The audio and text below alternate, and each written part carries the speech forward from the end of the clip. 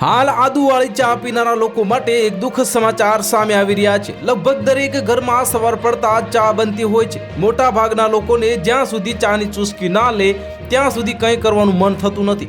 ભારતીયો માટે બસ ચા પીવા માટે બહાનું હોવું જોઈએ।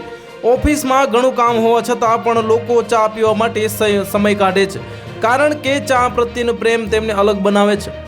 આમ તો લોકો ચા કેવી રીતે બનાવવી એ તો જાણતા હોય છે, પરંતુ ઘણીવાર લોકોમાં પરફેક્ટ ચા બનાવવાને લઈને મૂંઝવણ થાય છે।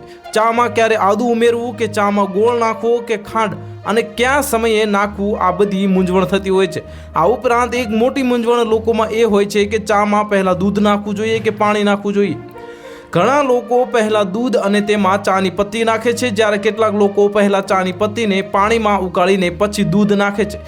હવે જો આ બેમાંથી સાચી પદ્ધતિ વિશે વાત કરીએ તો ચાનો અસલી સ્વાદ ત્યારે આવે છે જ્યારે ચાને પહેલાં પાણીમાં ઉકાળવામાં આવે છે અને પછી તેમાં દૂધ ઉમેરવામાં આવે છે, કારણ કે જો તેમાં તમે પહેલાં દૂધ નાખશો તો ચાની પત્તી યોગ્ય રીતે બહાર આવશે નહીં અને ચાનો સ્વાદ હળવો રહેશે।